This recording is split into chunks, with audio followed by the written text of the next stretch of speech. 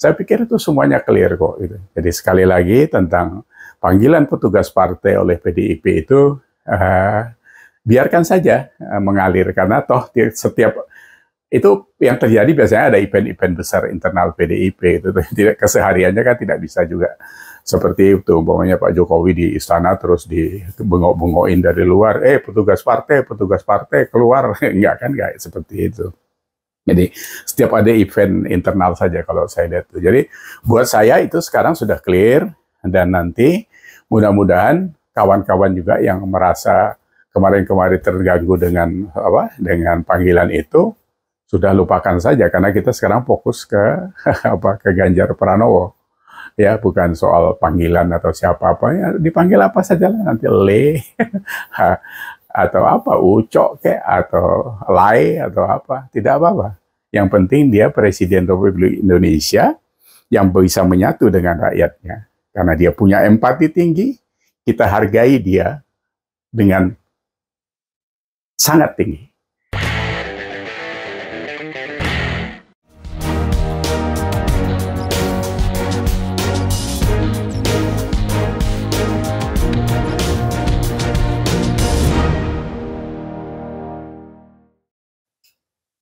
Semangat pagi, semangat Indonesia.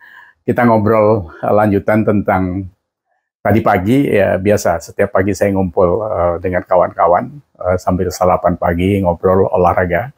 Pagi ini tadi saya sempat ditanya lagi, sebenarnya case ini adalah yang sudah berapa kali saya sampaikan melalui tulisan di Facebook tentang panggilan petugas partai yang selalu dipakai oleh Ibu Megawati kepada Pak Jokowi atau kepada siapa-siapa secara internal di PDIP gitu. Nah, kebetulan minggu lalu ya, atau 2 minggu lalu saya di Jakarta ketemu beberapa pengurus PDIP, tidak perlu saya sebut namanya, tapi cukup berpengaruh gitu. Jadi kita ngopi bersama 1-2 jam ngobrol tentang apa yang terjadi di PDIP gitu. Banyak saya dijelaskan sampai ada presentasi yang singkat, tapi saya cukup memahami. Jadi partai ini adalah partai yang tua, berakar, kita tahu itu, ya. Sehingga semuanya sudah tertata. Jadi kalau pemilihan calon legislatif umpamanya itu disaring begitu rupa, sehingga satu dapil itu kalau dapat 2-3 orang harus ada tes psikologinya dan sebagainya. Tidak boleh kena kasus korupsi atau hal-hal yang amoral gitu. Walaupun pada akhirnya memang tidak bisa 100% itu dijamin mulus gitu, karena yang namanya orang ya setiap saat bisa berubah dan macam-macam gitu. Nah, tapi yang menarik di situ adalah tentang apa yang saya pernah komplain, dan mungkin ada beberapa teman-teman juga komplain tentang petugas partai itu. Jadi saya tetap menyampaikan bahwa kami sebagai rakyat ya memang harus menyampaikan itu, karena yang memilih Pak Jokowi itu adalah, atau presiden itu adalah rakyat, bukan lagi domainnya yang bisa didominasi oleh PDIP gitu. Kalau PDIP kan seperti 2019 dapat 27 juta suara gitu, sementara Pak Jokowi kan dapatnya 86 juta gitu. Jadi selisihnya itu sekitar 60 juta suara itu suara rakyat. Makanya kami sampaikan waktu itu ya mohon itu tidak dipakai lagi gitu. Tapi alasannya cukup jelas bahwa memang secara ADART itu dibolehkan gitu di dalamnya. Nah, jadi mereka menyampaikan ke saya bahwa itu harap dimaklumi saja karena itu tidak mempengaruhi terlalu banyak karena mungkin sudah disurvei juga. Ya, saya bilang ya it's okay. Saya menerima itu dan saya tidak perlu lagi komplain karena memang buat saya yang saya pilih ya karena kebetulan nanti habis Pak Jokowi ini ada Pak Ganjar Pranowo yang mumpuni juga sebagai presiden yang sudah kita pantau juga. Kami ini kan sebenarnya ya rakyat yang memberi amanah kepada individu yang menjadi presiden untuk bekerja dengan sebaik-baiknya. Dia mau jadi PDIP kayak mau dari Golkar atau dari mana. Yang penting jangan dari luar negeri saja gitulah gitu. Kalau pendidikan boleh saja. Nah, tadi saya jelasin kepada kawan-kawan bahwa kondisinya kayak gitu. Jadi saya bilang nggak usah terlalu fokus kita soal cara menyebut itu dari Ibu Megawati, mungkin karena itu sudah style juga ya, silakan sajalah gitu. Tapi kalau bisa diminimize itu akan lebih bagus gitu. Jadi mungkin kalau pertemuan internal itu bebas-bebas saja, tapi kalau sudah pertemuan yang bersifat nasional, hadirnya seorang presiden yang terpilih dari PDIP ya tidak perlu lagi lah pakai istilah petugas partai gitu. Tapi ini kalau berkenan gitu, karena kami ini kan cuma memberi masukan gitu. Jadi buat kita-kita tidak perlu lagi merisaukan cara panggil itu gitu. Jadi itu style Bu Megawati mungkin, dan itu memang kulturnya di PDIP gitu. Karena waktu di deklarasi juga Mas Ganjar sudah mengatakan tidak ada masalah soal itu gitu ya sudah, karena itu kan apa ya, kalau buat kita dianalogikan seperti kita mau minang seseorang dari rumah si Anu gitu kan ya, di dalam dia dipanggil Tole kayak dipanggil Ucok kayak dipanggil Buyung atau dipanggil siapa, itu panggilan keluarga, jadi ya tidak apa-apa gitu. Tapi begitu dia keluar sebagai menantu, mungkin tidak bisa lagi diolok-olok gitu, jadi dipanggil dengan cara yang punya kesantunan gitu, atau yang punya aturan gitu.